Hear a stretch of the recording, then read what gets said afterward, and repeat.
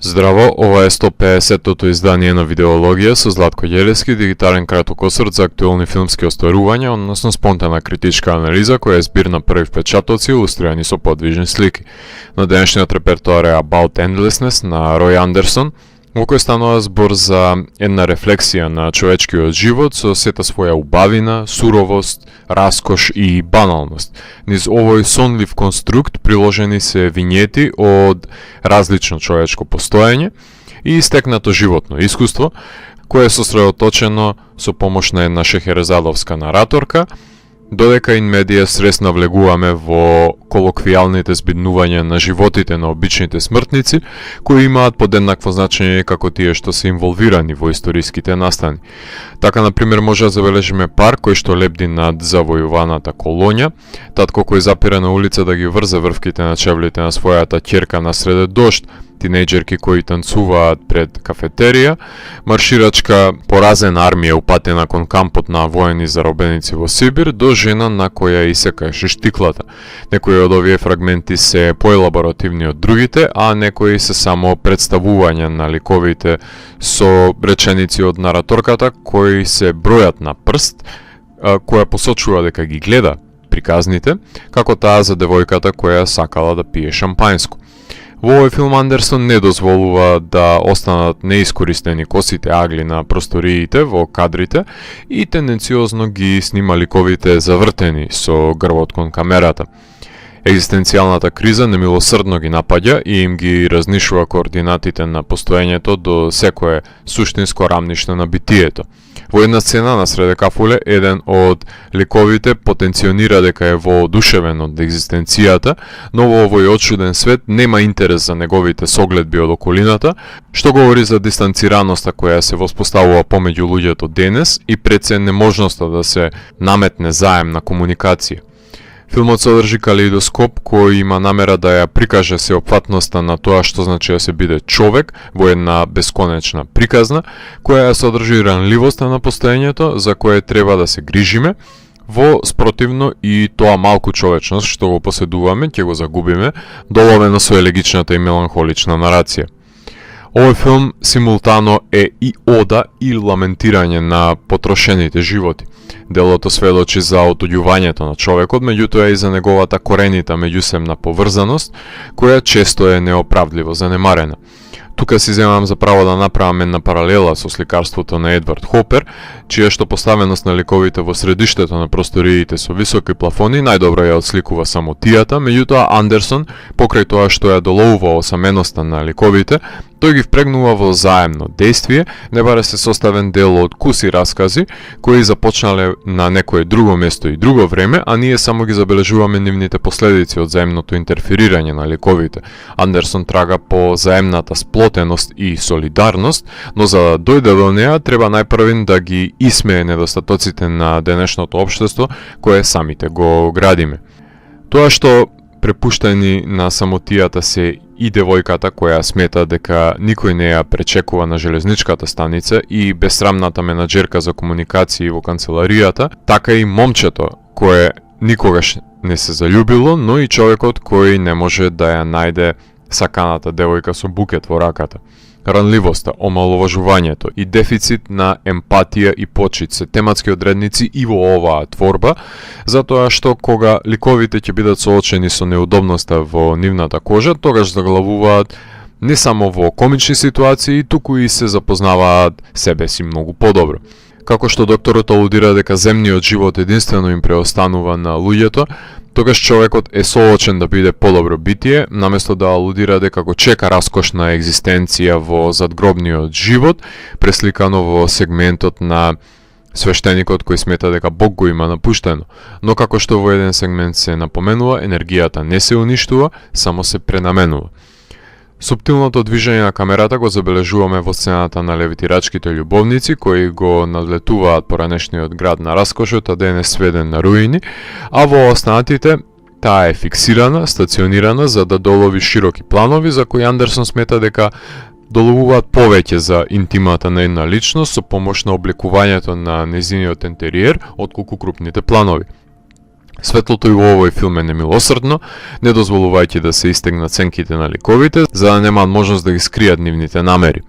Ова е начинот на кој кинематограферот Гергели Палош, кој соработуваше на претходниот филм на режисерот, со кој ги соголува закотвените ликови во своето постоење, во широките планови, во кои можеме да забележиме екстернализирање на нивните иманентни пориви, без разлика дали станува збор за богаташот во ресторанот кој му е понудена преполнета чаша со вино или мажот кој крие пари во душекот затоа што не им верува на банките, се воспоставува спрега во корелација помеѓу баналното и сериозното, со императив да се направи легура на трагичното и комичното, кои значенски ќе му бидат сервирани на гледачот, истовремено, не дозволувајќи му да се препушти на готовите формулаични начела на жанровите, туку тие постојано си поигруваат со неговото внимание.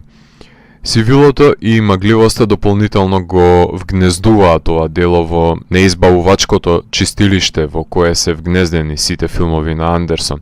Оркестрацијата има за цел да ги засили очудувачките секвенции во делото.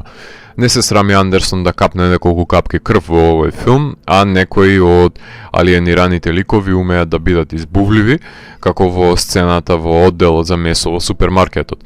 Нема само нежност во неговите дела, туку и пресликане очајот, односно севкупната палета на емоционални состојби во неговото маестрално владење со композицијата и длабочината во секој кадар.